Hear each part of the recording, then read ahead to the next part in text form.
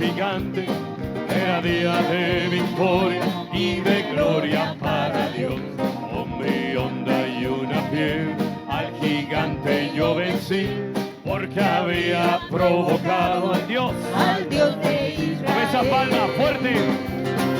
El enemigo yo vencí en el nombre de mi Dios. Mayor es el que está en mí que el que viene contra mí. Por un camino vendrán y por 7 huirán. Una vez más, dígalo. Al enemigo yo vencí en el nombre de mi Dios. Mayor es el que está en mí que el que viene contra mí. Por un camino vendrán y por 7 huirán. Arriba,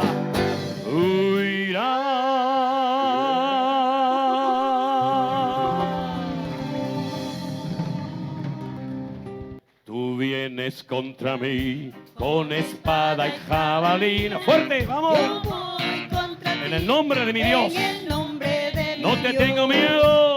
No te tengo miedo, por muy grande que tú seas. Hoy te venceré. Amén. Y todos Una lo vez más. verán.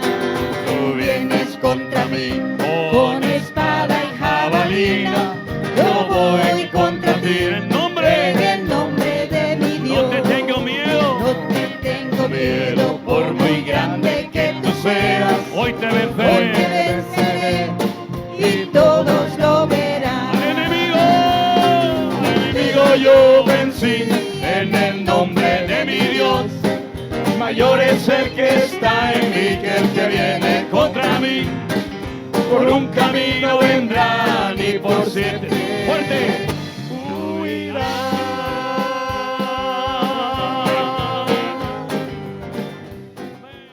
Señor, hay victoria en el nombre del Señor. No es el momento.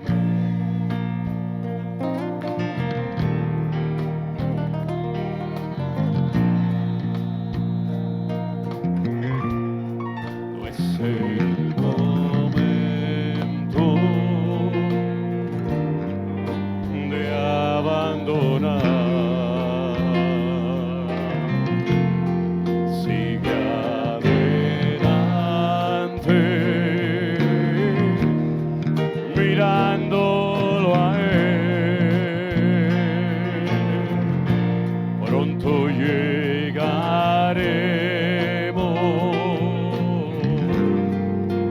al hogar. Diga al débil, fuerte. Diga al débil, fuerte soy yo.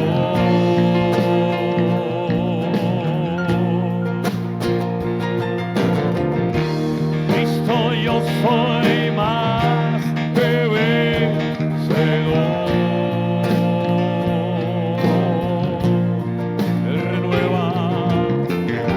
Él renueva hoy mi fuerza. Hay victoria.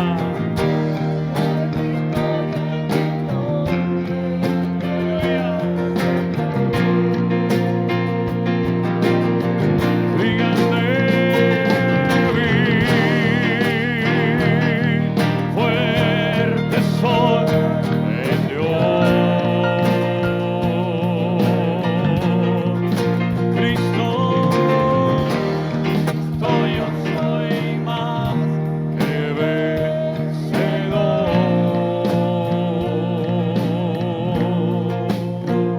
Aleluya. Él renueva hoy mi fuerza.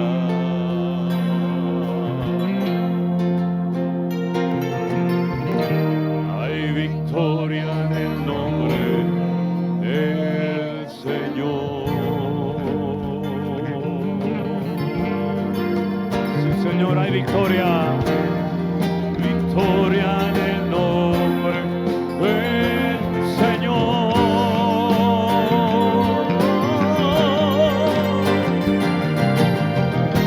Hay victoria en el nombre del Señor.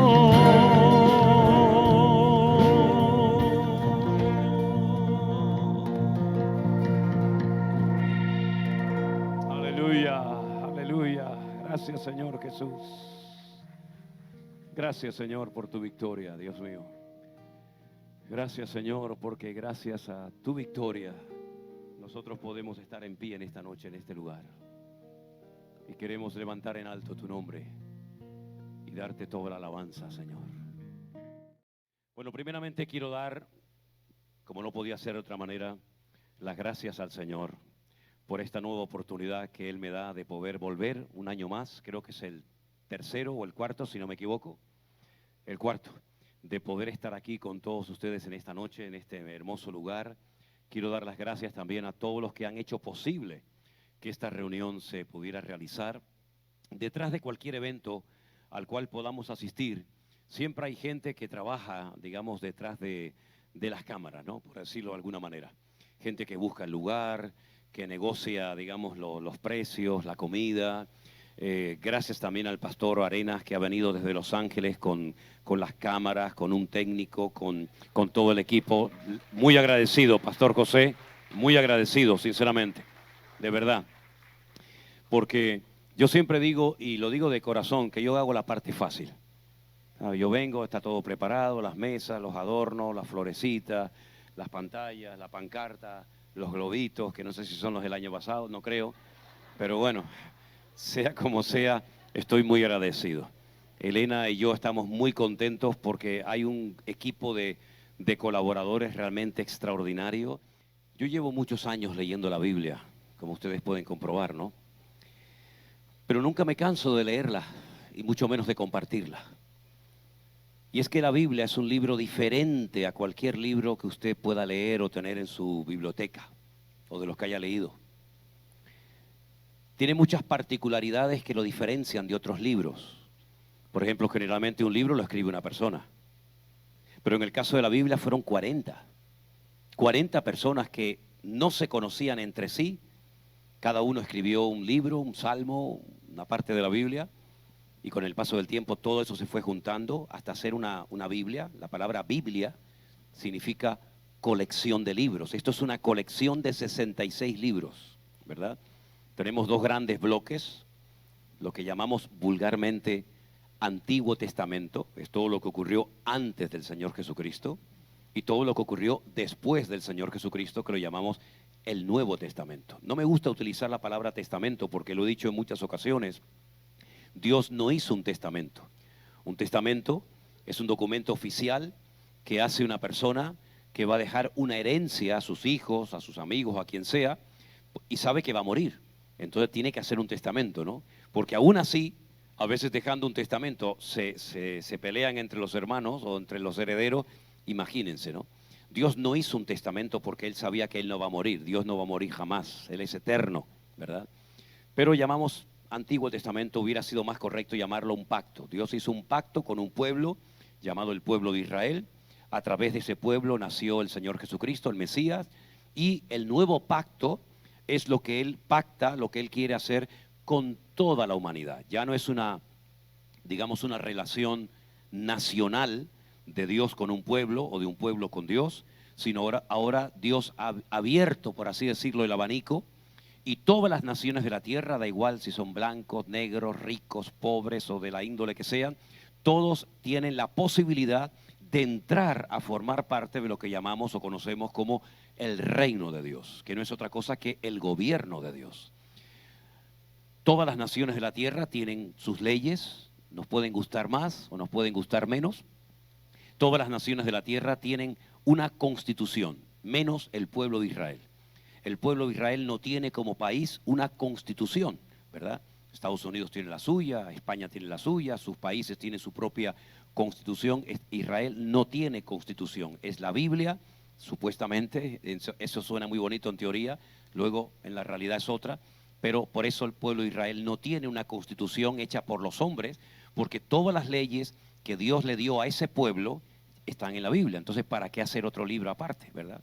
Ahora, la Biblia no solamente tiene esa particularidad de ser una colección de libros y escrita por más de 40 autores, sino que se tardó más de 1600 años en completar la Biblia, ¿vale? No está en orden cronológico según los acontecimientos la Biblia, por eso a veces la gente se confunde un poco porque lee una cosa y después lee otra por otro lado, pero no es porque hayan contradicciones. La Biblia es un libro perfecto, créame, en todos los sentidos. Lo mires como lo mires. Habla de todo, de arqueología, de matemática, de astronomía, hay parábolas. 3/4 partes del material que contiene la Biblia es material profético. Es decir, que si a alguien le gusta conocer el tema de profecías y las cosas del futuro, pues no hay mejor libro para estudiar profecías que la Biblia. Porque, repito, 3/4 partes del material que contiene la Biblia es material profético, ¿verdad? Porque muchos de los libros que tenemos en la Biblia fueron escritos por profetas. Profeta Jeremías, Isaías, Malaquías, Abajud, Joel, etcétera, etcétera. Ahora bien, a todos esos profetas el Señor les daba mensajes para que los transmitieran al pueblo. No siempre los profetas eran queridos y admirados por los oyentes, porque generalmente los profetas iban con mensajes muy duros, mensajes que pretendían volver el corazón del pueblo a Dios, que dejaran la idolatría, que dejaran la vida en desorden y se volvieran a Dios, genuinamente arrepentidos. Por eso muchos profetas sufrieron persecución, los encarcelaron, porque no eran gente popular. No es como hoy en día, ¿no? Que cualquiera se llama apóstol, cualquiera se llama profeta y te dicen generalmente cosas bonitas, cosas que a ti te gusta oír. Vas a ser importante, Dios te va a bendecir, vas a viajar por el mundo entero, Dios te va a abrir grandes puertas. Claro, a todo el mundo le gusta oír ese tipo de mensaje, no endulzan los oídos. Pero los profetas de verdad, los profetas de la Biblia, no eran personas queridas, no eran personas amadas, porque generalmente iban y le decían al pueblo lo que el pueblo no quería escuchar, ¿verdad? Arrepiéntense, dejen el pecado, busquen a Dios, etcétera, etcétera. De todos los profetas que tenemos en el Antiguo Testamento, hay uno del cual yo quiero hablar un poquito, porque me va a dar pie para después hablar de otras cosas. Y me refiero al profeta Oseas. Ahora, este libro que tenemos en la Biblia, que se llama el libro del profeta Oseas, tiene 2700 años de antigüedad. Es una joya. Es una auténtica reliquia y al mismo tiempo un auténtico privilegio poder tener en mi mano un libro que se escribió hace más de 2700 años. Yo creo que ninguno de nosotros, perdone si me equivoco, pero yo no creo que ninguno de nosotros tengamos en nuestra casa algo con tanta antigüedad, ¿o me equivoco? Puedes tener un libro, puedes tener, no sé, algo, pero algo que tenga 2700 años, difícilmente. Una vez pregunté, ¿qué es lo más antiguo, lo más viejo que usted tiene en su casa? Y una hermana salió por ahí y dice, mi marido, dijo. Así que muchas veces no quiero hacer esa pregunta, porque a veces la respuesta a lo mejor no es la que esperábamos, ¿no? Pero el profeta Oseas, para empezar su ministerio, Dios le pide algo muy extraño. Dios le pide algo muy raro. Nunca se lo había pedido a nadie y nunca se lo volvió a pedir a nadie más. Le dijo, mira, como la gente no te escucha, porque la gente está en otros asuntos, yo quiero que tú vayas y te cases con una prostituta, con una profesional del sexo, con una mujer que ejerce la prostitución, pero que te cases y que de verdad te enamores de ella y tengas hijos con ella. Claro, en aquella época, como hoy en día sería también un durísimo golpe, decirle a un profeta de Dios, un hombre de Dios, que hiciera semejante acto, era algo muy duro. Pero él en obediencia lo hace y se casa con una mujer que ejercía, como se suele decir, el oficio más viejo de la tierra. Y se casa con ella, la ama, la respeta, la atiende, tiene algunos hijos con ella, pero un día se despierta durante la noche y no está con él en la cama acostado. Y entonces él sale por las calles a buscarla y se encuentra que ha vuelto a su antigua vida, que ha vuelto otra vez con sus amantes y está haciendo la calle en las esquinas de la ciudad donde vivía por dinero. Y el Señor le dice, perdónala, vuelve a aceptarla en tu casa. Y va este hombre, la perdona, la lleva a su casa, la ama, la vuelve a aceptar, pero al poco tiempo, como dice el refrán, ¿no? Perdonen, la cabra siempre tira al monte. La mujer volvió otra vez a su antigua vida, pero en esta ocasión le salió mal el negocio, porque unos mercaderes la estaban rifando en una subasta pública y vendiéndola como esclava. Y a los esclavos en aquella época, por supuesto no tenían ningún tipo de derecho, la exhibieron totalmente desnuda en una tarima, en una plataforma, y el que más pujara, el que más dinero diera, la compraba y se la llevaba como una esclava. Y el Señor le dice a Oseas, cómprala, cómprala. Cualquier hombre hubiera dicho, bueno, ya estoy harto, ¿no? Ya la he perdonado, ya la he vuelto a aceptar y otra vez me vuelve a hacer lo mismo y ahora encima tengo que gastarme dinero. Y él la compra y se la lleva a su casa. Y otra vez convive con ella, la perdona, la acepta, la ama. Y la pregunta es, ¿por qué todo esto? Porque el Señor le dice, mira, como no te oyen, ni quieren oír la palabra de Dios, tu vida va a ser todo una predicación. Sal a las calles de Israel y diles que exactamente lo mismo que te ha pasado a ti, con tu mujer infiel, a la cual tú has amado, a la cual tú has querido y la has apoyado en todo, incluso ha sido más allá de lo que iría humanamente un hombre. Dile a mi pueblo que exactamente igual ellos han hecho, pero conmigo. Dile que yo los amé, que yo los saqué de la esclavitud en Egipto, que yo les entregué un país entero donde fluye leche y miel. Vencí y derroté a todos sus enemigos. Les di casas, tierras, le di todo lo que humanamente hablando un hombre puede desear en esta vida. Y cuando estaban en la cresta de la ola, bendecidos y prosperados y protegidos por mí, me abandonaron. Y en vez de honrarme y adorarme a mí, adoraron a dioses de plata, de oro, de madera, que tienen boca y no hablan, y tienen ojos y no ven, y oídos y no oyen. Y le dieron culto a Baal, le dieron culto a Milcón, le dieron culto a todos los dioses de los paganos.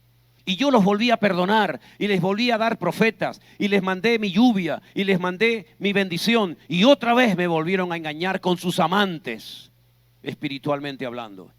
Es decir que Oseas utilizó su vida privada como testimonio, como predicación a toda una nación que no quiso nunca obedecer al Señor y volver a sus caminos. Y esta es la historia del libro del profeta Oseas, una historia realmente maravillosa. Pero hay varias frases en este libro, hay varios textos que yo brevemente quiero leerles en esta noche. Por ejemplo, el primero se encuentra en Oseas, capítulo 4, el versículo 6, y dice así: mi pueblo fue destruido porque le faltó conocimiento. Miren qué tremendo, ¿eh? Mi pueblo fue destruido porque le faltó conocimiento. Y si vamos a la última parte del texto del versículo 14, dice: el pueblo sin entendimiento caerá. En otras palabras, todo esto lo han hecho porque no me conocen. Porque si realmente me conocieran, nunca se habrían comportado tan malamente conmigo. No me conocen realmente. Son gente religiosa. Gente que le gusta hacer liturgias y sacrificios de animales. Pero nunca realmente esta gente me ha conocido a mí. Porque si me hubieran conocido a mí, nunca me habrían abandonado. Una vez le preguntaron a una persona que trabajaba en una casa de cambio de monedas: cuando a usted le presentan billetes falsos, ¿los sabe reconocer al momento, verdad? Dice: sí, prácticamente. Entonces usted habrá tenido que estudiar todos los billetes falsos que circulan por el mundo. Dijo: jamás. Nunca he perdido mi tiempo estudiando lo falso. Entonces la pregunta fue: ¿y cómo reconoce usted al billete falso del verdadero? Dice: porque yo he estudiado y he dedicado horas de mi vida a analizar la textura, el olor, el papel, los dibujos del billete verdadero. Y conozco tan bien al billete verdadero que cuando me presentan el falso digo, eso es falso. Si tú te dedicas a estudiar todas y cada una de las religiones y filosofías del mundo, te puedes volver loco. Porque hay miles de religiones y miles de filosofías. Pero al final del camino estarás igual o peor. Totalmente vacío, desorientado y confundido. Pero dedícate a conocer al Dios vivo y verdadero. Conoce su carácter, su esencia, cómo es, cómo habla, cómo se comporta, qué es lo que le agrada, qué es lo que aborrece. Y te vas a dar cuenta de que la mejor decisión que puede tomar un ser humano en esta vida es conocer a Dios íntima y profundamente. ¿Cuántos dicen amén? El Señor le dice a través del profeta Oseas, mira, no hacen caso, no cambian, no se comportan, pero voy a hacer algo a ver si funciona. No los voy a defender cuando sean atacados. No voy a mandar más lluvia, ni la temprana ni la tardía. Van a abortar sus animales, no se van a reproducir con fuerza sus cosechas. Y entonces le dice en el capítulo 5, verso 15, algo tremendo. Andaré y volveré a mi lugar hasta que reconozcan su pecado y busquen mi rostro. Y en su angustia me buscarán. En otras palabras, si a las buenas no me quieren servir, si a las buenas no me quieren reconocer como su Dios, no te preocupes, Oseas. En su angustia, en su desesperación, me buscarán. Y ese es uno de los métodos que más ha utilizado el Señor con aquellas personas, por supuesto con Israel también, que se resisten a entregarle sus vidas al Señor Jesús. ¿No vienes a las buenas? Se cuenta la historia real de una persona que subió a lo alto de un rascacielos enorme en la ciudad de Tel Aviv. Tel Aviv es una ciudad hermosa, al lado del mar Mediterráneo, y tiene unos edificios de diseño realmente espectaculares, muy altos. Y un hombre subió un día a la azotea de esos edificios para contemplar el paisaje de la ciudad. Pero no pudo salir. Se quedó encerrado y no había forma, no tenía teléfono, no podía salir de aquel lugar y pasaban las horas y se le ocurrió una idea. Cogió su maletín, que lo tenía lleno de billetes de $100 y comenzó a lanzar algunos al aire para ver si cuando cayeran los billetes la gente miraba hacia arriba. Y comenzó a lanzar billetes y veía a la gente corriendo allá abajo como hormiguitas, buscando debajo de los coches, buscando debajo de cualquier objeto, buscando billetes y nadie miraba hacia arriba. Finalmente decidió tirar unas pequeñas piedrecitas que había por allí, por el suelo de aquella azotea, y comenzó a lanzarlas. Y entonces la gente, al sentir el daño y ver los golpes, la gente comenzó a mirar hacia arriba y se dieron cuenta de que en lo alto de aquel edificio había un hombre pidiendo socorro. Así ha sido nuestro Dios durante muchos años de nuestra vida. Nos ha mandado salud, el oxígeno que entra por tus pulmones, te ha guardado, te ha dado hijos, te ha dado esposa, te ha dado marido, te ha dado trabajo, te ha dado tantas cosas.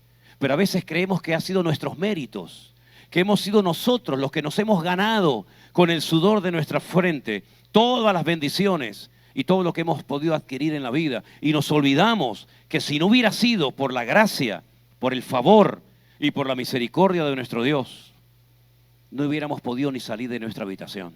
Es más, me atrevería a decir que en esta noche, en este salón, hay sentadas personas que si no hubiera sido por la misericordia de Dios, hoy probablemente tú estarías muerto en cualquier cementerio de este país. Pero Dios te ha mostrado su misericordia.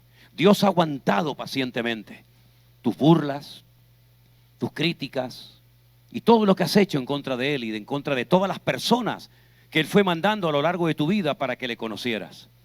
Pero entonces dice la Biblia, en tu angustia me encontrarás. ¿Cuántos dicen amén? Es una lástima, ¿no? Ver a personas que en vez de en la bendición y en la prosperidad recurrir a Dios, tienen que perder salud, tienen que enterrar a un hijo, tienen que perder su trabajo y tienen que verse solos en la vida para clamar a Dios. Pero menos mal que hay una promesa que dice, clama a mí y yo te responderé y te enseñaré cosas grandes y ocultas que tú no conoces. Creo que la peor desgracia que le puede ocurrir a los cristianos de este siglo, de esta época, es no tener conocimiento de las cosas que están sucediendo a nuestro alrededor. Tal vez ustedes están ocupados en sus negocios, sus trabajos, que si me expulsan, que si no me expulsan, que si consigo la ciudadanía, que si no sé qué, y se han olvidado de las cosas que están ocurriendo a nuestro alrededor. La economía mundial está cambiando. La geopolítica está cambiando. Cosas que no habían ocurrido nunca están sucediendo ya en Europa, en Medio Oriente, y cada vez vamos a ver más cambios, cada vez más rápidos, cada vez más profundos. Pero a veces estamos tan envueltos en nuestros problemas, nuestras deudas y nuestras cuestiones particulares que nos olvidamos de lo que Dios está haciendo entre las naciones de la tierra. Y el año 2020, cuando muchos de ustedes nos conocieron a nosotros, el Señor habló muy claramente. Y por primera vez en la historia, millones y millones de cristianos se vieron encerrados en sus casas sin poder ir a sus iglesias, a sus cultos. Y allí el Señor comenzó a tratar y a hablar muy claramente con las naciones de la tierra. Y nos dimos cuenta de la fragilidad humana. Y nos dimos cuenta que algo que llamaban virus o como sea, que no se podía ver ni saber dónde estaba, te podía matar a ti así en cuestión de segundos. Como hubieron familias. Y he conocido en estos días, por ejemplo en San Antonio se me acercó una hermana y me dijo, yo perdí a 5 miembros de mi familia. Se murió mi marido, mi hermano, mi primo, mi sobrino.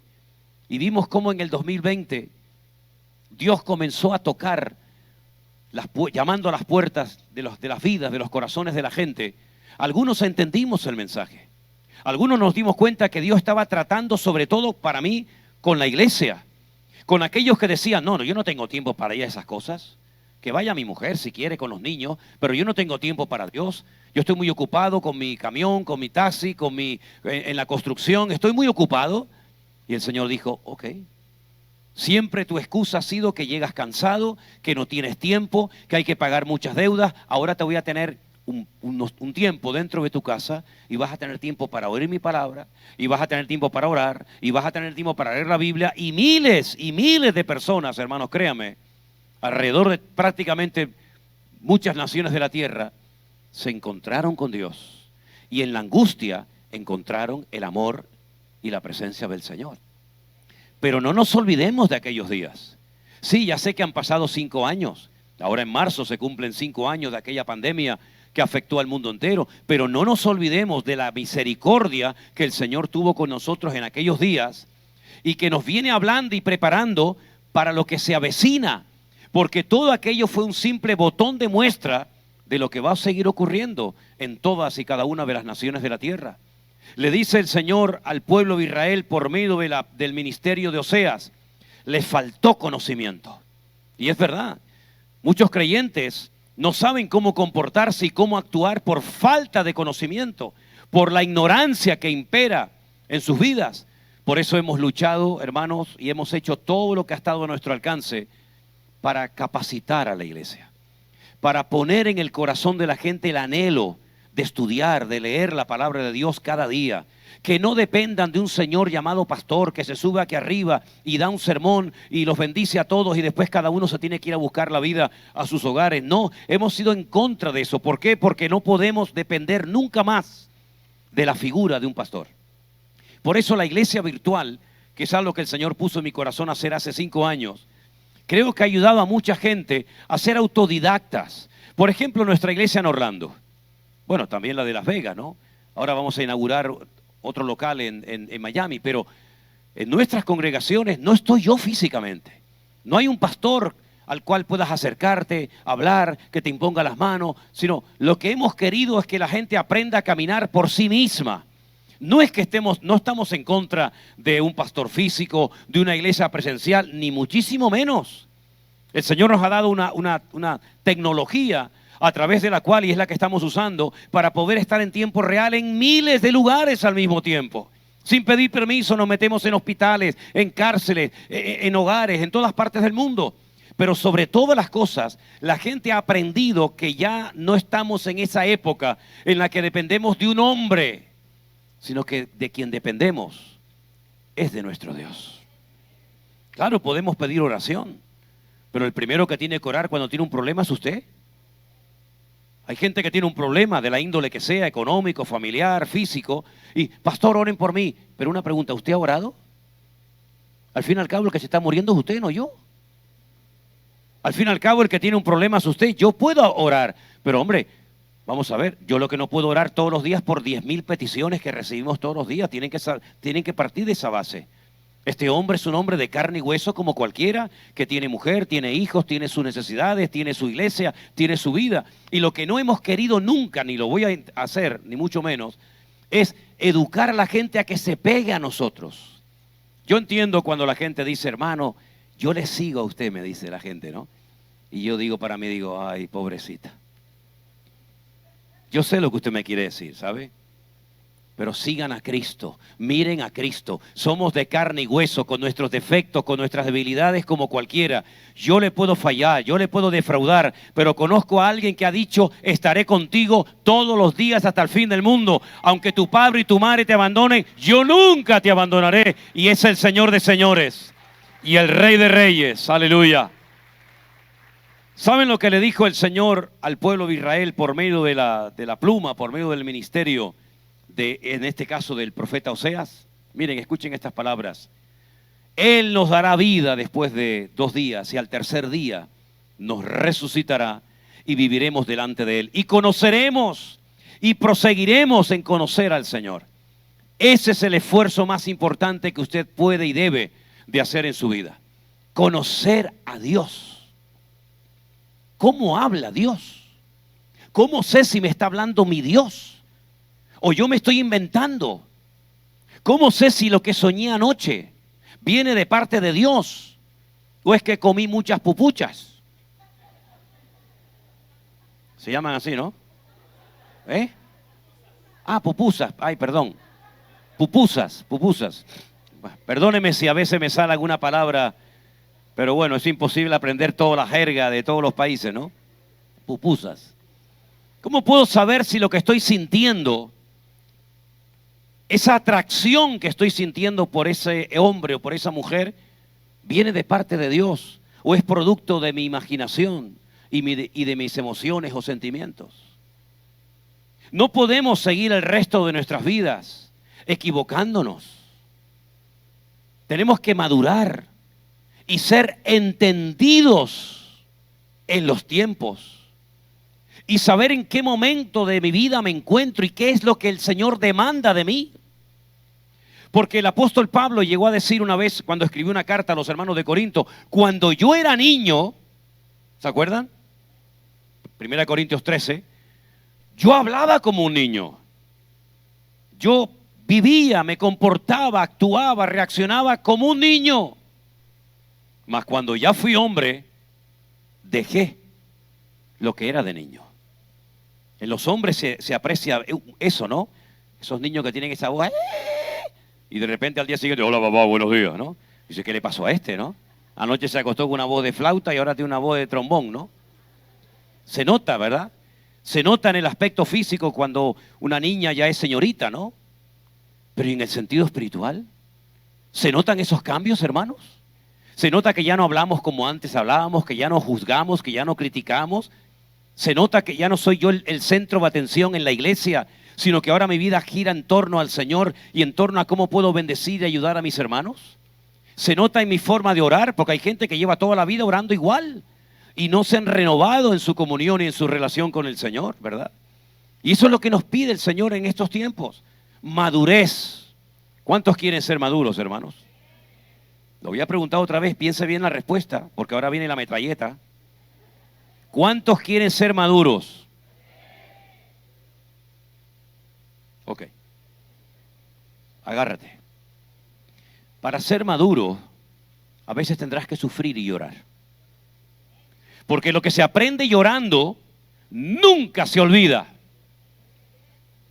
Nunca se olvida lo que te hizo sufrir, lo que te hizo llorar. Por eso muchas veces me he dado cuenta que cuando hermanas, por lo menos en España, no sé aquí, porque a lo mejor ustedes aquí están en otro nivel espiritual diferente al nuestro allá, ¿no? Pero he notado que muchas veces cuando las hermanas se juntan para hablar, terminan hablando del parto. Y cómo fue, y cómo no fue. Bueno, iba a decir por dónde salió, salió por el mismo sitio, ¿no? Pero me refiero, ¿y cuánto sufriste? Y fue no sé qué. Porque es algo que una mujer, yo gracias a Dios, bendito sea Dios, que no tuve que pasar nunca por esa experiencia. Para mí sería traumática. Yo me hubiera quedado estéril toda la vida, no me hubiera quedado, ¿no? Pero lo que te hace sufrir, lo recuerdas toda tu vida. Y el Señor le decía a Timoteo a través de Pablo, cuando Timoteo le informaba de que lo estaban criticando, lo estaban menospreciando porque era un pastor supuestamente muy joven. El apóstol Pablo le escribía y le decía, sufre como buen soldado de Jesucristo. Aprende a trabajar y a gozarte en la presión. Olvídate de aplausos, eso no tiene ningún apoyo, apoyarte en aplausos, en besos, en fotografía. Eso es lo más absurdo del mundo. Aprende a sufrir, aprende a que te critiquen, aprende a ir en contra de la corriente, aprende a navegar con el viento en contra, aprende a subirte al púlpito y gozar del ministerio cuando te está criticando, cuando hace media hora te dijo que era tu mejor amigo y te iba a apoyar hasta la muerte. El apóstol Pablo, el día que se despidió de la iglesia de Éfeso, dijo, yo sé que después de mi partida se levantarán lobos rapaces de en medio de vuestros, que no perdonarán al rebaño. El apóstol Pablo le escribía a los hermanos de Corinto y le dijo, saben hermano, el problema de la iglesia no es que no crece, el problema de la iglesia no es que sean malos los predicadores, el problema de la iglesia es la inmadurez tan grande que todavía hay aquí dentro. ¿Y cómo lo sabía Pablo? Porque este dice que es de Apolo. Y este es de Pablo, y el otro dice que es de Cefas. Dice, y con esos grupitos, y con esas actitudes infantiles, ¿qué es lo que estáis demostrando? Que sois carnales, que sois niños en Cristo, y os tengo que dar la leche y no alimento sólido, porque aún no sois capaces todavía. Entonces estamos viviendo unos tiempos tan difíciles y tan complicados, que no podemos permitirnos el lujo de seguir siendo inmaduros. Es nuestra responsabilidad, es mi obligación personal de yo trabajar para llegar a ser un creyente maduro. Y tendrás que llorar, y tendrás que sufrir. Y un consejo que les voy a dar si ustedes quieren servir al Señor, porque la verdad es que esa expresión, yo quiero servir al Señor, a mí me da pánico cuando la oigo de algunas personas, porque no tienen ni idea lo que están diciendo, No tienen ni idea. Yo quiero servir al Señor. Al Señor quiere servir. Tú no tienes ni idea de lo que estás hablando. Servir al Señor significa a veces dormir en el suelo, ¿sabes? Y dormir al Señor significa que te critiquen. Y servir al Señor significa que el último en la lista eres tú. Y servir al Señor significa, pues a veces, quitártelo de la boca para que otro lo tenga. Y servir al Señor significa estar libre. Y una de las grandes cosas de las cuales tienes que librarte lo antes posible, si dices que quieres servir al Señor, es de las deudas que tienes. Sí, ríete. Servir al Señor con deudas es una tortura. Porque tu mente no puede estar en cómo pago esto y cómo pago aquello y el tax que no le debo y la tarjeta que de crédito no sé qué. Tú tienes que ser libre para poder servir al Señor. Porque el que quiere servir al Señor tiene que adaptarse a la vida del Evangelio que dice, teniendo sustento y abrigo, estemos contentos con esto. En otras palabras, tienes que ser libre y no tenerle miedo a la gente cuando tienes que predicar la palabra de Dios, porque hay mucho miedo hoy en día en algunos púlpitos. ¿Por qué? Porque si se va fulanito de tal, se va un señor que da mucho diezmo, que da mucha ofrenda, y entonces me voy a callar y no le voy a decir nada para que esté contento y no se vaya de la iglesia. Tú hace tiempo que tenías que haber dejado el púlpito, querido. Porque una persona que quiere servir al Señor no le tiene miedo al hombre, le tiene temor y respeto al Señor. ¿Te das cuenta? Y por eso vemos en la palabra de Dios que cuando el Señor le dice a Juan, escribe el Apocalipsis, antes de hablarle del anticristo, antes de todo eso, antes de hablarle de la marca de la bestia, antes de hablarle de los sellos, de las trompetas, de las copas, antes de hablar del falso profeta, antes de todo eso, le dice, primero háblale a la iglesia.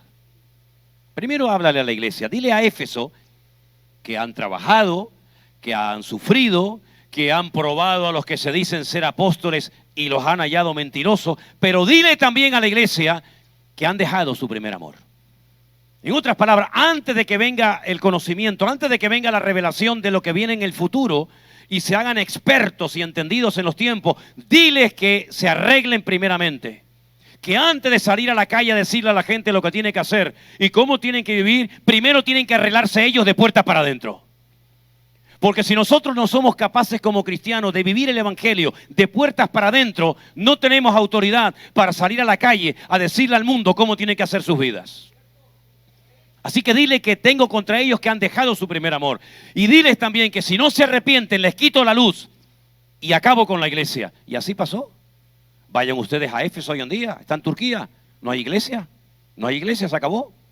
Dile a la otra iglesia que tienen en la iglesia a una mujer que enseña y seduce a mis siervos a cometer fornicación y a comer cosas sacrificadas a los ídolos. Dile que le he dado tiempo para que se arrepienta y si no se arrepiente, acabaré con su vida. Y así pasó. Y va una por otra, una a Éfeso, Esmirna, Pérgamo, Tiatira, Sardis, Filadelfia, Laodicea, una por una poniendo en orden a la iglesia. Poniendo en orden la iglesia de puertas para adentro. Y cuando ustedes arreglen su vida particular, en los matrimonios, la economía, la doctrina, el testimonio, etcétera, etcétera, entonces yo les voy a hablar del anticristo, de la marca de la bestia, de los sellos, de las trompetas y todo eso que tanto le apasiona a la gente. Pero ¿de qué sirve tener un amplio conocimiento bíblico si luego de puertas para adentro tu vida es un desastre? ¿De qué sirve que sepas todo el libro de Apocalipsis de memoria? ¿Y qué viene primero y qué viene segundo y ahora esto y ahora aquello? ¿De qué sirve todo eso si tu vida privada es un desorden? ¿No dice la Biblia que primeramente tenemos que poner nuestra vida decentemente y con orden delante de la presencia del Señor? Ahora, lo que hagan los demás en un cristiano maduro no le afecta. Porque el cristiano maduro no justifica sus pecados condenando a los demás. No dice, sí, pero aquel está peor que yo. Y aquella familia, es que a ti no te importa lo que hagan los demás. Esa es la actitud correcta de un cristiano maduro. Lo que hagan los demás, a ti ni te va ni te viene. Bastante tienes tú con el marrón que tienes encima. Bastante tienes tú con lo tuyo para estar señalando a la hermanita y al hermanito y al de la batería y al del piano y al otro. Bastante tienes tú con lo tuyo de poner tu vida en orden como para estar metiéndote donde no te llaman. Por eso cuando uno va a la palabra de Dios, uno se encuentra que la gente que Dios bendecía y usaba eran personas que estaban en orden. No eran personas que le daban un ministerio o le daban un cargo para que se animara. No, es que ya estaban alineados con el Señor. Ya habían sido entrenados por el Señor. Ya habían sido triturados por la obra del Señor. Y entonces venía su oportunidad, como vendrá a la vida de todo aquel creyente la oportunidad de poder servir al Señor. No de una forma simplemente teórica, sino de una forma práctica y realista en la obra. Pero primero, examínate a ti mismo. Pruébate a ver si realmente estás poniendo en práctica lo que dice el Señor. Y entonces podrás comenzar a disfrutar de lo que la Biblia enseña. Y entonces te metes ahí en esos capítulos espectaculares del Apocalipsis, donde le dice en una visión un anciano a Juan, Juan, este pergamino con 7 sellos, ¿quién puede leer su contenido? Y Juan dice que lloraba porque no se había encontrado nadie digno, lo suficientemente santo y preparado como para leer y revelar el contenido. Pero le dice el anciano a Juan, no temas, Juan.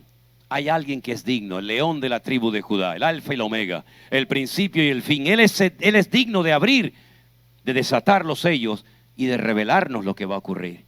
Y ahí comienza uno a leer cómo la política, la economía, las familias, la educación, todo va a ir cambiando, pero no a mejor, sino a peor. Ya lo dijo el Señor Jesucristo en Mateo 24, y por haberse multiplicado la maldad, el amor de muchos se enfriará. Lo que hoy en día es normal que se enseñe en muchas escuelas y universidades, hace no muchos años atrás era una auténtica desfachatez enseñar semejantes cosas. La Biblia dice que en los últimos tiempos a lo malo lo presentarían como bueno y lo bueno ahora es malo. Y lo que antes era normal, ahora es terrible. Y es una de las señales de los últimos tiempos. Como el enfriamiento, la superficialidad, el conformismo, el amor al dinero, que es el materialismo, ¿verdad? Miren, los griegos tenían tantos dioses que adoraban al Dios de la guerra, al Dios del amor, al Dios de las cosechas, al Dios del fuego, al Dios del viento. Adoraban a todo y tenían a un Dios que lo llamaban el Dios Mamón, que era el Dios del dinero. El Dios del dinero. Y vemos hoy en día que hay creyentes que están atrapados al dinero y en vez de usarlo e invertirlo sabiamente en el reino de Dios, lo que hacen es que se han convertido en esclavos de su dinero y son personas materialistas que siempre tienen miedo, ¿verdad? Porque en vez de depender, como dice la Biblia, ¿no?, del pan nuestro cada día dánoslo hoy, dependen de lo que tienen. Y es que la vida ha dado tantos giros y tantas vueltas que hoy en día es más importante tener que ser. Es mejor ser rico y tener dinero que ser un hombre honesto. Eso no vende. Es mejor tener un buen carro y una buena ropa y un buen, propiedades. Es más importante el patrimonio personal que ser una persona honesta, fiel, responsable, puntual, etcétera, etcétera. Eso no vende, eso no es popular. Es una de las señales de los últimos tiempos. Y la Biblia nos enseña que nosotros los creyentes tenemos que ser en todo momento y en todo lugar, da igual si usted está en su país o en otro. Usted ha sido llamado para ser sal de la tierra y luz del mundo. Ya sé que son dos elementos muy conocidos, pero ojo, en los tiempos de la Biblia no existía este tipo de luz. No era tan fácil como llegar a un sitio, pum, le doy a un botón y ya se ilumina una habitación. No, de eso nada. Era todo un trabajo el poder tener luz. Eran lámparas de aceite. Y el aceite, hermanos, no se consigue así fácilmente. Hay que esperar a que salgan las aceitunas, hay que llevarlas a prensar, hay que extraer el aceite. Y entonces, después de un largo proceso, usted podía tener algo de aceite para encender una lamparita, pero no una iluminación tan grande y tan llamativa como esta, ¿verdad? La luz era algo que se apreciaba mucho en aquellos tiempos, donde había tanta oscuridad, no había alumbrado público, no había tantas luces como hay hoy en día, de LED, ¿verdad?, de linternas, etcétera, etcétera, sino que era algo mucho más modesto, pero la luz se apreciaba muchísimo. Y la sal, ni le cuento. Fíjese hasta qué punto era importante la sal, que la palabra salario viene de la palabra sal. Porque cuando una persona tenía mucho pescado, que recién había pescado, como por ejemplo los discípulos de Cristo, o habías matado una serie de animales, tenías que salarlos para que el proceso de descomposición no terminara arruinándote la comida. Y entonces los salaban, y cuando atravesaban el desierto podían llevar pescado y podían llevar carne, porque iba salado, si no se pudría y se echaba a perder. Y el Señor Jesucristo dice, ustedes tienen que hacer la misma función que hace la sal. Y permítame decirle que hay 1000 tipos de picantes.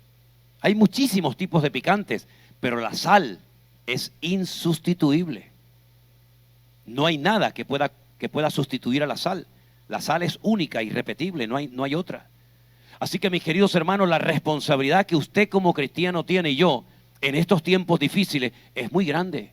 Porque a lo mejor, no lo sé, pero a lo mejor tú eres el único miembro de tu familia que es convertido. A lo mejor tú eres el único cristiano en ese puesto de trabajo. Y aunque ustedes vivan en este país que supuestamente es cristiano y que supuestamente, ¿verdad?, fue fundado sobre la palabra de Dios, olvídense de eso. Este país está tan necesitado como cualquier otro país del mundo. Y el Señor a ti te ha dado la oportunidad y el privilegio de conocerle, de nacer de nuevo, de entender el Evangelio, de tener la palabra de Dios en tu propio idioma, para que la puedas leer y escudriñar y memorizar todas las veces que quieras. Pero tienes que mentalizarte de que tú tienes una función que cumplir en ese lugar donde yo no vivo, donde yo no trabajo ni estudio, pero Dios te ha puesto ahí como sal y luz de la tierra. ¿Cuántos dicen amén? Y por eso tienes que madurar y ampliar tu conocimiento de Dios y de su palabra. Porque muchas veces la gente hace lo que hace porque no conocen la palabra de Dios ni al Dios de la palabra. Hemos leído en esta noche en el libro de Oseas que cuando no hay conocimiento, el pueblo es destruido. Cuando no hay conocimiento, somos engañados y manipulados. ¿Cuántas veces ha habido creyentes, hermano? Me pasó en la pandemia, cuando hacíamos aquel programita del pastor online, ¿se acuerdan? ¿Cuánta gente ha salido heridas, lastimadas, mal de muchas congregaciones, porque fueron víctimas de una mala enseñanza, de una mala doctrina? La época cuando me llegaban las preguntas de hermanos del Perú, que me preguntaban cuánto vale bautizarse. Hoy hemos tenido 3 bautismos, después creo que repartiremos los diplomitas, ¿verdad? Y yo preguntaba, ¿cómo que cuánto vale bautizarse? No entiendo su pregunta, hermano. Sí, mire, es que en mi iglesia, los que queremos bautizarnos, el pastor nos ha dicho, nos ha enseñado, que tenemos que darle un sobre, pero con una buena cantidad. Y después, durante un tiempo, tenemos que seguir pagándole como una cuota para ser bautizados. ¿Y yo qué decía? Lo mismo que les digo hoy en día a la gente, salga corriendo. Salga corriendo, corra de ahí, hombre. Salga corriendo de ahí. No se haga copartícipe de esa enseñanza totalmente antibíblica. ¿Cómo que cuánto vale? Las hermanas que se bautizaron hoy están aquí. Aquí hay 2 y había una tercera que no sé dónde anda. Ok. Ah, perdón, ahí está, sí. Es que con estos focos, le digo, no veo ni de aquí a allá. Miren, ¿cuánto pagaron ustedes? Saben que después tienen que pagar, ¿eh?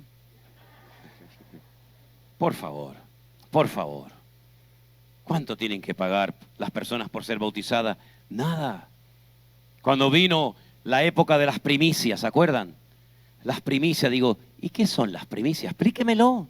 Explíqueme quién fue el primero que enseñó el tema de las primicias. ¿Cómo se llama en hebreo las primicias? ¿Cómo se daban las primicias?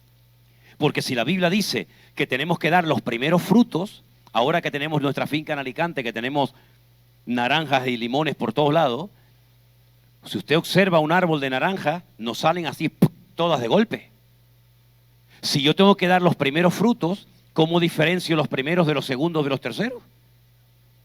¿Cómo se hacía, si yo era agricultor, cómo selecciono los primeros frutos? Porque no es todo el árbol que tenía que darle, eran los primeros frutos y durante un tiempo. ¿Cómo hacían? La gente no sabe.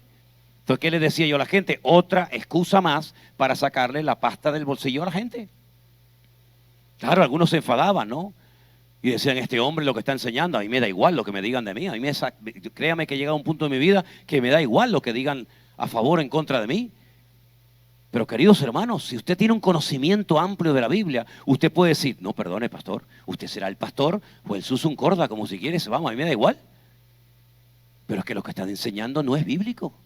No está en la palabra de Dios. Y como también he dicho, una mujer no tiene la responsabilidad de someterse a un adúltero, a un mujeriego, a un hombre que está dominado por el mundo. No, usted se somete a un hombre que cumpla la palabra de Dios, no a un mujeriego, no a un sinvergüenza, que no, aquí mando yo. ¿Qué vas a mandar? Tú no mandas ni en tu vida, querido. Pues exactamente igual en la iglesia. Usted no tiene que someterse a una persona que está enseñando falsa doctrina. Usted se somete a una persona coherente, que su vida pública y privada es un ejemplo, que enseña la palabra de Dios, que no se casa con nadie, que ha demostrado su amor y su pasión por la obra del Señor. Pero ¿cómo puedo saber todo eso si no tengo un conocimiento amplio de las Sagradas Escrituras? Por eso dice la Biblia, escudriñad las Escrituras, porque ellas son las que te pueden dar sabiduría. Cuando me dice la gente, ay, ¿qué sabiduría le ha dado el Señor a usted? Hombre, yo no digo que no. De hecho, yo le pido al Señor cada día que me dé sabiduría, pero oiga, mucho de lo que sé no me ha venido por revelación del ángel Gabriel, ¿eh? A mí el ángel Gabriel no viene toda la noche, mira, a ver, te voy a explicar esto. No, es que yo he estado horas leyendo este libro, ¿eh? Y horas, y horas, y horas, y días, y días. ¿Y qué significa esta palabra? ¿Y por qué aquí dice blanco y aquí dice negro? ¿Y por qué dijo Isaías, no sé? Hermano, en otras palabras, trabaje, fórmese espiritualmente hablando para que llegue a ser una persona madura y entendida en los tiempos. ¿Cuántos dicen amén? Y miren, hermanos, algo muy importante también es que no solamente usted se meta en la palabra, sino se meta en el corazón del Dios que ha inspirado esta palabra. Porque hay gente que sabe mucho de la Biblia, pero luego su vida deja mucho que desear, porque no conocen al Señor. Le voy a poner un ejemplo. ¿Ustedes recuerdan el personaje de Abraham? ¿Saben quién era Abraham, verdad? Ok. Él vivía aquí, en Kuwait, Ur de los Caldeos. Canaán está allí. ¿Para qué se tiene que mover este señor de aquí? Allí. Allí no tiene amigos, no tiene familia, no tiene nada.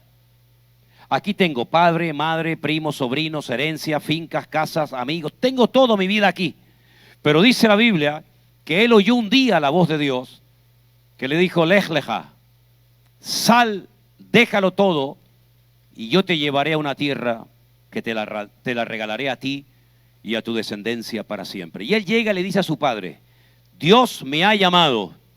Si un hijo salía mientras el papá estaba en vida, quedaba automáticamente desheredado. Si sales y el viejo está vivo, pierdes la herencia. Así que tú verás.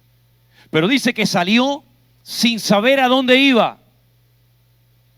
En el camino, Dios le va hablando, Dios se va revelando a su vida, él va creciendo en fe, va creciendo en madurez, va profundizando en su relación con el Señor, y el anhelo de él era ser padre. ¿Se acuerdan? Él decía, yo no quiero que toda mi fortuna, que toda mi herencia se la lleve este Damaseno, ¿no? Este criado que tengo. Yo quiero ser padre. Y entonces un día el Señor le habló y le dijo, Abraham, cámbiate el nombre. A partir de hoy te vas a llamar Abraham, padre de multitudes. Porque el año que viene, por estas fechas, serás padre. Ahora usted imagínese, un viejito de 90 y pico de años, que llega a su señora, estéril, y le dice, el Señor me ha dado un mensaje para nosotros, querida. ¿Qué te ha dicho? Que vamos a ser padres el año que viene. La mujer, ¿qué pasó? ¿Se echó a reír? ¿Se echó a reír? Dijo, por favor. Estás ya devariando, ¿eh? Yo voy a ser madre. Por favor. Pasaron 30 años. El hijo no venía. Todos conocemos el resto de la historia. Al final nació el hijo de la promesa, ¿sí o no? Nació Isaac, el que te hará reír. Yitzhak tiene una letra que la convierten en futuro. Yitzhak, el que te hará reír en el futuro. Llega un día cuando el niño o el muchacho tiene 40 años. Olvídense de ese cuento de las escuelas dominicales, de un niñito chiquitito que lo llevan a la... No. 40 años tenía Isaac cuando el Señor le dice a Abraham, vete a lo alto del monte Moriah, 3 días caminando de Beersheba a Jerusalén, lo pones sobre un altar y lo sacrificas. Y él se despide de Sara, el hijo se despide de su madre, la cual nunca volvió a ver, algunos dicen que se murió de tristeza la pobre vieja, se va a Jerusalén y lo va a poner sobre un altar y saca el puñal para degollarlo. Mi pregunta es, si el Señor te habló y saliste de Ur de los Caldeos es porque oíste y entendiste la voz de Dios. Así de claro. Si le dijiste a tu esposa que ibais a ser padre y te cambiaste el nombre, es porque oíste y entendiste la voz de Dios. ¿Cómo sabes que ahora ese Dios que te ha bendecido tanto y te ha acompañado desde Ur de los Caldeos hasta Canaán, cómo sabes que ese Dios que te ha dicho que Él va a ser tu heredero, te lo está pidiendo ahora en sacrificio? Es una contradicción. Dios te dice, este va a ser el heredero, y ahora tengo que matarlo. Entonces me quedo sin heredero. El Antiguo Testamento, el libro del Génesis, no lo dice. Pero sin lugar a dudas el Espíritu Santo le reveló a Pablo lo siguiente. Dice que Abraham era un hombre de tanta fe y de tal conocimiento de Dios y de su voz, que él creía que si mataba y sacrificaba a su hijo Isaac sobre el monte Moriah, el Señor se lo podía devolver resucitado. ¿De dónde sacó eso Abraham? Si él nunca oyó a nadie que había resucitado de los muertos. Nunca nadie había resucitado de los muertos en la época de Abraham. Pero ¿cómo él sabía que su Dios se lo podía devolver de la tumba? Por eso cuando él va y deja a los criados enfrente del monte Moriah y les dice, espérennos aquí, que nosotros iremos, adoraremos y volveremos. ¿Cómo habló en plural? ¿Por qué no dijo iremos y después yo vengo? Espérenme aquí. Dijo volveremos, porque él sabía que su Dios no le iba a fallar. ¿De dónde había sacado semejante fe y nivel de madurez? De su conocimiento de Dios. Nunca fue a la iglesia, jamás. No se bautizó en agua como ustedes, hermanitas, lo han hecho hoy. Nunca tuvo una Biblia en la mano, ni siquiera un trocito de Biblia. Nunca tuvo pastor. Nunca habló en lenguas. Nunca fue a un retiro, a un campamento para que le explicaran la palabra, nunca. Sin embargo, él conocía a Dios. Era tan grande la comunión que tenía con Dios, que dice, fíjate lo que dice la carta a los hebreos, que cuando él sale de Ur de los Caldeos, él no sabía dónde iba. Lo dice literalmente la Biblia, ¿verdad? Él no sabía. De vez en cuando dígame un amén para animarme. Amén, gracias. Salió sin saber a dónde iba. No sabía a dónde iba. Pero dice la Biblia en Hebreos capítulo 11 que salió buscando la ciudad cuyo arquitecto y fundador es Dios. ¿Cómo? ¿Cómo has dicho? Que Abraham salió de Ur de los Caldeos. Ahora me animé porque me está funcionando bien la voz. Entonces, ahora estoy bien, ahora está calientita la voz. Salió buscando la ciudad cuyo arquitecto y fundador es Dios. ¿Y cuál es esa ciudad, mi hermano? ¿Qué ciudad ha fundado Dios? ¿Qué ciudad ha hecho el Señor? Que yo sepa, la Nueva Jerusalén, cuyas calles son de oro, las puertas son de perlas, tiene 12 cimientos. Esa es la ciudad que Dios construyó. Pues escucha esto ahora. Dice que salió y la vio. Y la saludó. Y la vio de lejos. Y es más, te digo más, hay más todavía. Nosotros somos hijos de Abraham, le dicen los judíos a aquel Señor Jesús. Dice, ustedes, si ustedes fueran hijos de Abraham, creeríais en mí. Porque él vio mis días y se gozó en ellos. Vosotros sois de vuestro padre el diablo. Él me vio a mí y habló conmigo y yo hablé con él. ¿De dónde sacó ese hombre ese nivel de madurez y de fe tan espectacular? De su comunión diaria y permanente con nuestro Dios. Y el Dios de Abraham es nuestro Dios, pero quiere que pasemos tiempo con él, que le conozcamos y que le sirvamos con todo nuestro corazón. Fuertes aplausos a nuestro Dios. ¡Aleluya! ¿Cómo sabía? ¿Cómo sabía que Dios le hablaba? Ahora me lo da, ahora me lo quita, ahora salgo, ahora entro. Pero él transmitió esta enseñanza a su hijo Isaac. Porque escucha esto, si me estoy alargando me avisan. No, porque como no me voy hasta la semana que viene, yo me animo, ¿viste? Su padre, Abraham, cuando tuvo necesidad en Canaán, dijo, vamos a Egipto.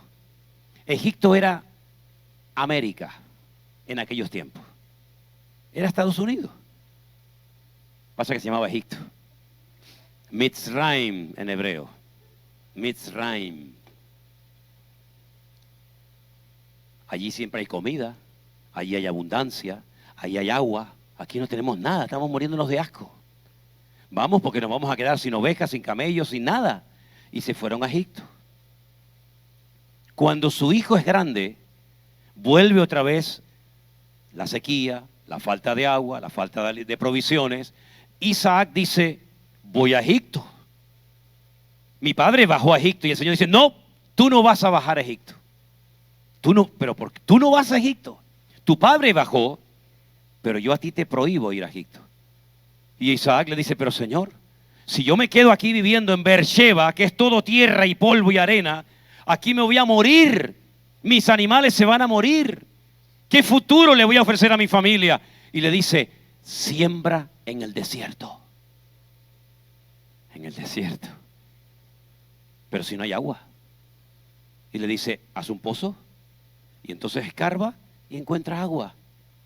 Y los pastores de la zona le dijeron, fuera, fuera de aquí, ese agua es mía. Y se va a otro sitio y le dice, Señor, no tengo agua. Vuelve a hacer un pozo y encontró agua.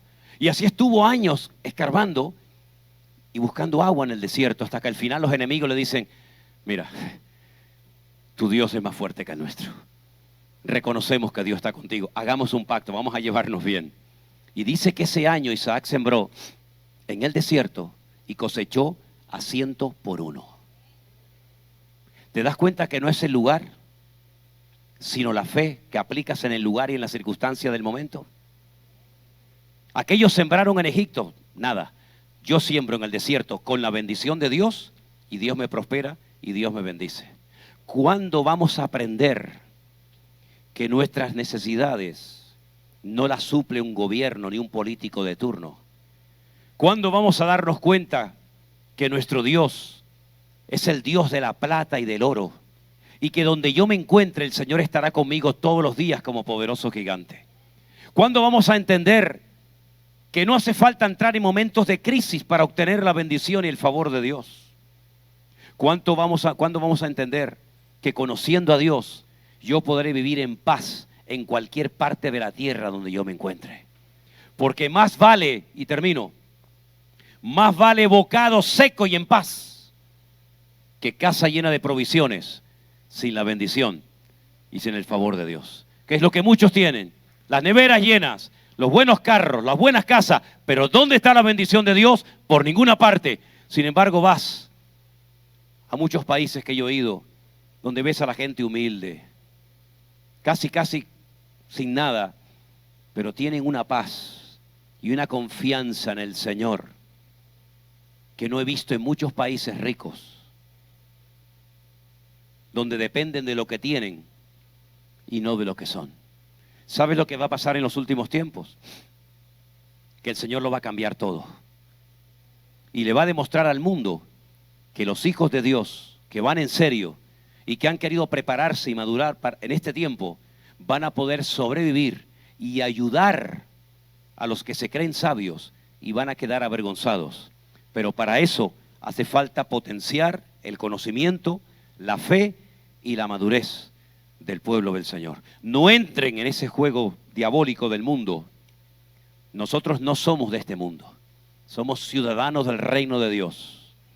Y si hacemos las cosas decentemente y con orden, la bendición de Dios nunca faltará en nuestras vidas. ¿Cuántos dicen amén? Cierra tus ojos y dale toda la gloria y la honra a nuestro Dios. Aleluya. Cierra tus ojos, mi querido hermano, en esta noche, por favor. Hoy el Señor ha hablado a nuestras vidas, no me cabe la menor duda. Hoy el Señor nos está hablando acerca de la importancia de ponerlo a Él en primer lugar en nuestras vidas, por encima de cualquier cosa o persona. Hoy el Señor nos está hablando acerca de la importancia de mirarnos a nosotros mismos, no a los demás, y con la ayuda y con la bendición del Señor, no te quepa la menor duda de que podremos vivir en estos tiempos locos y difíciles permanentemente con la bendición de nuestro Dios. Aleluya. Gracias, Señor, por tu palabra. Ayúdanos a ponerla en práctica, Dios mío. Ayúdanos, Señor, a confiar en ti plenamente, sabiendo, Señor, que tú no nos vas a fallar nunca. Bendice a mis hermanos en esta noche, Señor. Toda la gloria te la daremos a ti, mi Señor. Aleluya. Gracias, Padre. A tu lado vi, y mi espíritu